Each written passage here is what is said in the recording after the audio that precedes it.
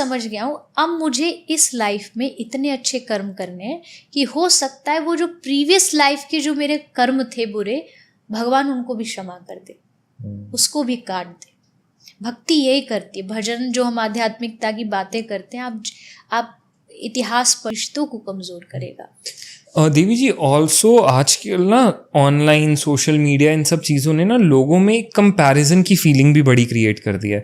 अब अगर एक कपल कहीं बाहर घूमने गया, उसने वीडियोस डाली अपनी वहाँ की, तो डेफिनेटली उनके सारे फ्रेंड सर्कल ने देखा, अब वो भी कंपेयर करने लगे कि यार ये तो यहाँ जाते हैं, ये ऐसे करते हैं, वो वैसे करते हैं, मेरे साथ ऐसा नहीं होता, मेरा पार्टनर ऐसे नहीं करता, मेरे घर में चीज़ें ऐसी नहीं होती, उनके प्रोफाइल पर देखो उसकी भी तो ये है, वो यहाँ जा रहे हैं, वहाँ जा रहे हैं। तो इस कंपैरिजन में लड़ाई और डिफरेंसेस और बढ़ रहे हैं कपल्स में। यही कंपेयर करते रहना कि उन्होंने वहाँ पे ऐसे किया था, हम क्यों नहीं करते, वो तो ऐसे दिखते हैं, हम क्यों नहीं दिखते। ये कंपैरिजन लोगों में प्रॉब्लम्स को और बढ़ा रहा है। What do you think about it? क्योंकि सबकी अपनी अपनी लाइफ इंडिविजुअल होती है। सबकी जीवन जीने का तौर तरीका अलग होता है। शायद उनको घूमना पसंद हो, तो शायद आप जिस रिश्ते में हो या आप जिस व्यक्ति के साथ हो, उसको अकेले में घर में रहना पसंद हो कि बस कोई बातें इधर उधर की ना हो, बस बैठे और हम आपसी बातें करें। या कोई एक तीसरा आध्यात्मिक होगा, उससे ये हो सकता है कि हम कहीं ना जाएं, हम वृंदावन जाकर के किसी अच्छे पेड़ के नीचे बैठे और दोनों बैठ के ठाकुर जी का नाम ले, माला करें। तो आप भगवान ने 1000 प्रकार के रंग बनाए हैं, तो इसका मतलब है कि सब रंगों की अलग अलग महत्वता है। तो वो ऐसा कर रहा है इसलिए मुझे करना चाहिए, कंपेयर करके तो आप अपने ही रिश्ते को खराब कर रहे हैं। आप दोनों क्या चाहते हैं? आप अपने रिश्ते में आपके लिए प्रायोरिटी क्या है? आपके लिए अगर कमाई प्रायोरिटी है, आपके लिए भक्ति प्रायोरिटी है, आपके लिए अगर घूमना प्रायोरिटी, पहले अपनी प्रायोरिटी फिक्स करिए, दोनों आपस में बात करिए।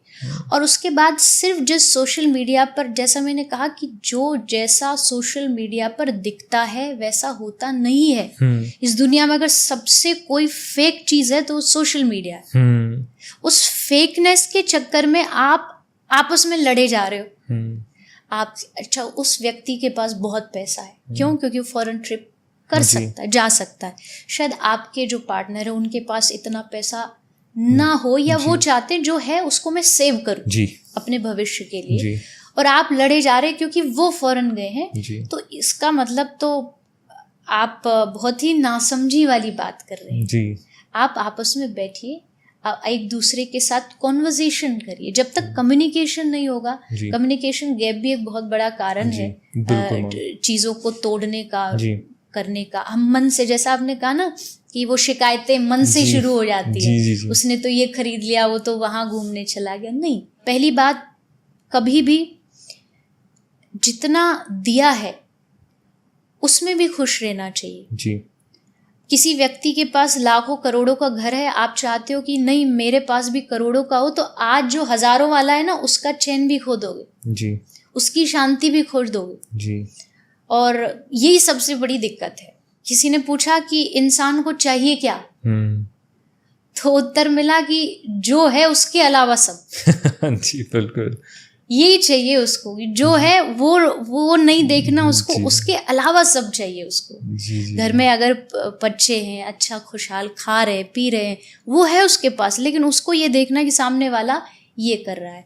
तो इस चक्कर में फंसने से अच्छा है आपका परिवार, आपके अपने लोग क्या चाहते हैं उस पर फोकस करिए, और आपस में बैठ करके अपनी प्रायोरिटीज़ को डिसाइड करिए, और उसके अकॉर्डिंगली डिसीजन लेना चाहिए। जी देवी जी, अब बात करते हैं थोड़ी सी कर्म के बारे में, क्योंकि कर्म को लेकर भी ना लोग कर्म में मानते हैं, हम सब मानते हैं, पर आजकल ना डाउट आने लगा है लोगों का कर्म को लेकर। और वो भी तब जब वो प्रैक्टिकली कुछ देखते हैं, जब वो ये देखते हैं ना कि एक इंसान बहुत गलत कर रहा है, किसी के साथ गलत कर रहा है, अपनी ज़िंदगी में कई गलत कर्म कर रहा है, और उसके बाद भी बहुत अच्छी ज़िंदगी जी रहा है, हर लग्जरी उसके पास है, हर फैसिलिटी है, तब लोगों के मन में सवाल आता है कि यार कर्म कहाँ गया। अक्सर लोग कहते हैं कि उसने मेरे साथ इतना बुरा किया, फिर भी उसी के साथ एंड में अच्छा हुआ, तब कर्म कहाँ है? देखिए, पहली बात तो ये है, इस संसार का एक बहुत आम इंसान भी समझता है, और ये बहुत नॉर्मल बात है, ये एक लॉजिक है कि अगर हम आम का पेड़ लगाएंगे तो उस पर आम ही आएगा। जी। आप लाख कोशिश करो कि इस पर दूसरा फल आ जाए, इस पर तरबूज लग जाए, तो वो नहीं लगेगा। ये लॉजिकली बात है जी। एग्जैक्ट सेम बात कर्मों पर भी लागू होती है कि बुरा करने वाले को बुरा ही मिलेगा, अच्छे करने वाले को अच्छा ही मिलेगा। जी। तो फिर ऐसा दिखता क्यों नहीं है? जी। ऐसा दिखता इसलिए नहीं है क्योंकि हमारी जो रीच है वो कहाँ तक देखने की है। लास्ट टू लास्ट उसने आज क्या किया, लास्ट मंथ क्या किया, लास्ट ईयर क्या किया, या लास्ट जो उसका ये जो जीवन है जब से उसका जीवन उसमें उसने क्या किया। इससे पीछे हमारी रीच जाती नहीं कि लास्ट जन्म में क्या किया। यहाँ तक हमारी रीच नहीं गई और यहीं अटक के हमको ये लगता है कि इसने तो जीवन में सब अच्छा किया और आज इसको गलत मिल रहा है। लेकिन हो सकता है जैसे लास्ट ईयर गलत किया वैसे हो सकता है लास्ट लाइफ में कुछ गलत किया हो। उस लास्ट लाइफ का, प्रीवियस लाइफ का जो किया गया उसका है, वो उसको आज भुगतान करना पड़ रहा है। आज उसको पे करना पड़ेगा। क्योंकि अगर आप रेस्टोरेंट जाते हो तो जो भी व्हाटएवर आप ऑर्डर करते हो आप उसी के लिए पे करते हो। ऑप्शंस वह बहुत है, मेन्यू बहुत सारा है, कार्ड पे मेन्यू पूरा है, बट आप तो वही पे करोगे जो आपने ऑर्डर किया है। एग्जैक्ट कर्म भी जो आप किए हैं वो भुगतान आप भुगत रहे हैं, वो किसी और का नहीं है, वो आपकी अपनी पेमेंट है जो आप पे कर रहे हो। इट जस्ट कि आप अभी का प्रेजेंट देख करके कंक्लूजन पर आ जाते हो कि भाई ये तो बड़े मजे में है, पर उसने कुछ ऐसा किया है जो उसको आज मिल रहा है। और अगर आज उसने इस चीज को कंटिन्यू रखा, मान लीजिए मेरे पास 1000 रुपए है, मैं उस 1000 रुपए को जस्ट दे रही हूँ, मतलब उसको खर्चा कर रही हूँ और कुछ कमा नहीं रही, तो एक दिन जाके 1000 खत्म हो जाएगा एंड देन फिर खाली। तो अब तक जो एंजॉय किया वो 1000 रुपए है, आप जो कर रहे हो वो एंजॉय वो आपने जो पहले कमाए उसका है। बट अगर आप एंजॉय के साथ अब और नहीं कमाओगे, यानी और अच्छे कर्म नहीं करोगे, तो आगे आप खाली हो जाओगे।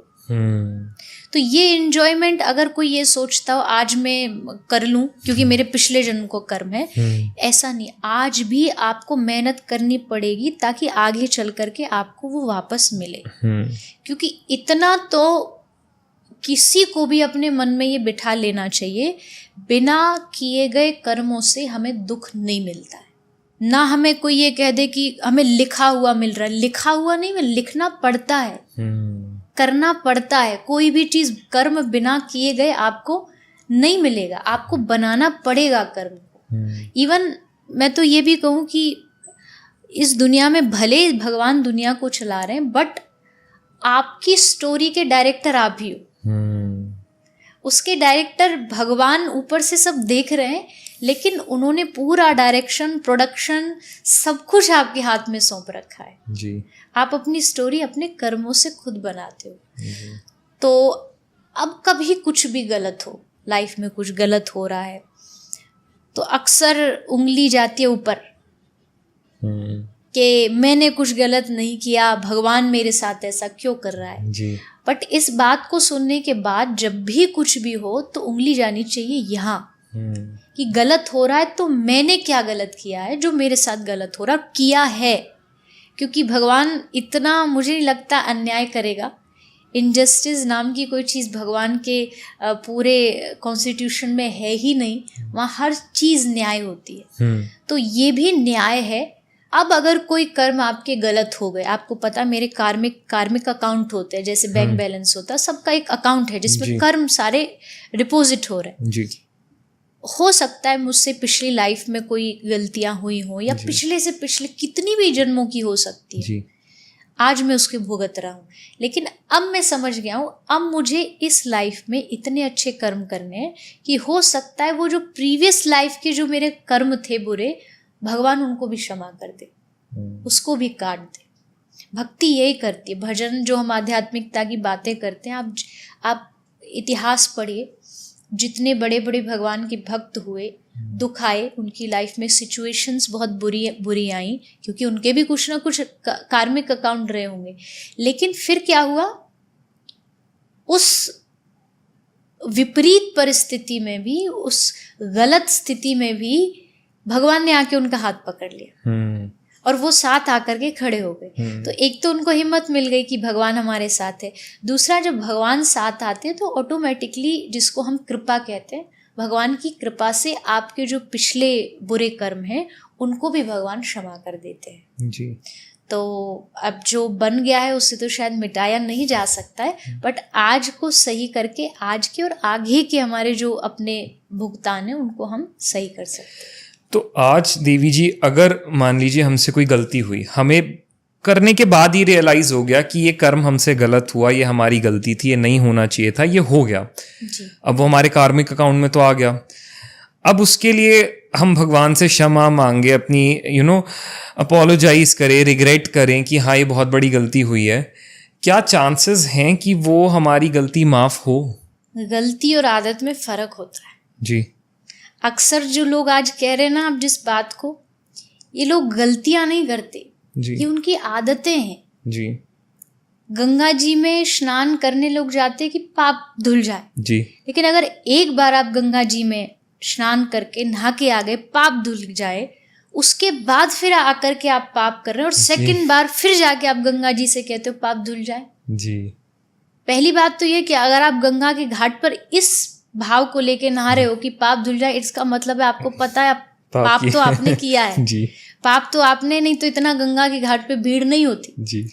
लेकिन उसके बाद जब तक आप पूरी तरह सच्चे दिल से ये रिग्रेट नहीं करते कि ये गलती दोबारा दोहराई नहीं जाएगी। एक बहुत फेमस कोई कोट है, शब्द जिसके मुझे एग्जैक्ट याद नहीं, पर भाव यही है कि एक बार हो गलती वो होती है, और जो बार बार दोहराई जाए वो आदत होती है। जी। लोग गलती नहीं करते, आजकल लोगों की आदतें बन चुकी हैं। भागवत में एग्जाम्पल है अजामिल का। जी। अजामिल एक ब्राह्मण था, अच्छा जीवन जी रहा था, लेकिन फिर उसका जीवन एक संग के कारण बिगड़ गया। उसने एक वैश्या का संग किया, शराब पीने लगा, मांस मदिरा खाने लगा, उसने बहुत गलतियां करी। लेकिन फिर उसके जीवन में कुछ संत आए और उन्होंने कहा कि अपने बेटे का नाम नारायण रख। तो नारायण नाम उसने रख लिया, नारायण बोलने लगा, बोलते बोलते बोलते जब उसकी मौत आई तब भी उसने नारायण बोला। उस समय भगवान के दूतों ने आके कहा कि इसने अंत में भगवान का नाम लिया है, इसको नरक नहीं ले जाया जा सकता, बट इसको स्वर्ग भी नहीं ले जाया जा सकता क्योंकि इसने अच्छे कर्म भी नहीं किए। तो फिर अब क्या करेंगे, इसको सेकंड चांस दो।